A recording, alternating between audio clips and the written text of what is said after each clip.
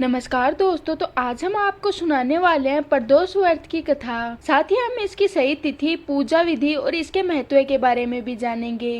प्रदोष व्रत पर भगवान शिव की आराधना का विशेष महत्व होता है और इस दिन शिव जी का रुद्राभिषेक करने से हमारे जीवन की सभी परेशानियों से हमें मुक्ति मिलती है और यह व्रत करने से व्यक्ति को सुख, शांति और समृद्धि की प्राप्ति होती है। हिंदू धर्म में त्रयोदशी तिथि का विशेष महत्व है।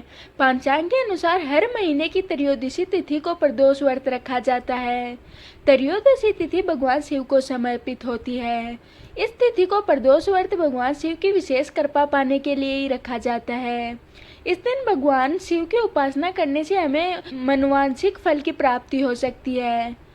प्रदोष व्रत का पूजन सूर्यास्त से 45 मिनट पहले और सूर्यास्त के 45 मिनट बाद तक रहता है और प्रदोष व्रत के दौरान प्रदोष व्रत की कथा भी सुनना बहुत ज्यादा शुभ माना गया है, क्योंकि धार्मिक मान्यता है कि प्रदोष व्रत की पूजा बिना कथा के अधूरी रह जाती है।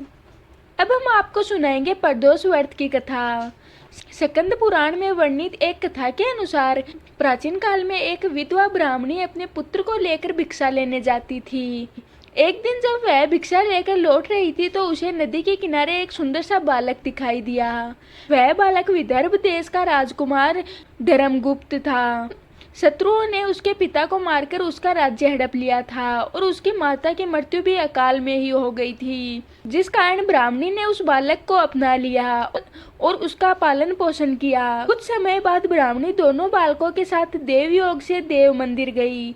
हाँ, उनकी भेंट एक ऋषि से हुई। ऋषि ने ब्राह्मणी को बताया कि उन्हें जो बालक मिला है वह विदर्भ देश के राजा का पुत्र है, जिनका राज्य शत्रुओं ने हड़प लिया था। जिसके बाद ऋषि ने ब्राह्मणी को प्रदोष व्रत करने की सलाह दी, जिस कारण ऋषि की आज्ञा से दोनों बालकों ने प्रदोष व्रत रखना शुरू कर दिया। एक दिन दोनों बालक वन में घूम रहे थे, तभी उन्हें गंधर्व कन्याएं नजर आई। ब्राह्मण बालक तो घर लौट गया, किंतु राजकुमार धर्मगुप्त सुमति नाम की गंधर्व कन्या से बात करने लगे। गंधर्व कन्या और राजकुमार एक दूसरे पर मोहित हो गए। कन्या ने विवाह के लिए राजकुमार को अपने पिता से मिलवाने के लिए बुलाया। दूसरे दिन वह पुनः गंधर्व कन्या से मिलने आया तो गंधर्व कन्या के पिता ने बताया कि वह विदर्भ देश का राजकुमार है।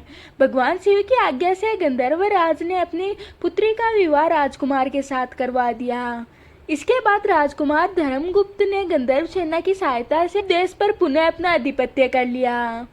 यह सब ब्राह्मणी और राजकुमार धर्मगुप्त के प्रदोष व्रत करने का ही फल था।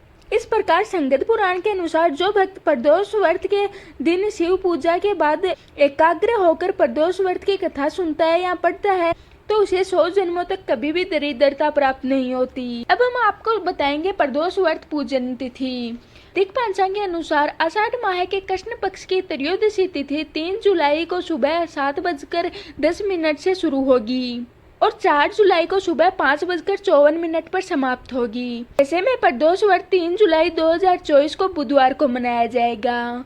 प्रदोष व्रत की पूजा शाम के समय प्रदोष काल में की जाती है। मान्यता है कि इस समय भगवान शिव अत्यंत प्रसन्न होते हैं, अपने भक्तों की सभी इच्छाएं पूर्ण करते हैं। प्रदोष काल में की गई पूजा शिव जी को प्रसन्न करती है। अब हम आपको बताएंगे बुध प्रदोष व्रत पूजन विधि। प्रदोष व्रत के दिन सूर्योदय से पहले उठकर स्नादि करें और साफ वस्त्र धारण करें। इसके बाद बेलपत्र, अक्षत, दीप, धूप, गंगाजल आदि से भगवान शिव का पूजन करें। इस व्रत में भोजन ग्रहण नहीं किया जाता। ये थी प्रदोष व्रत की पूरी कहानी। मैं आशा करती हूँ कि आपको ये वीडियो पसंद आई होगी। अब हम मिलते हैं किसी और वीडियो के साथ।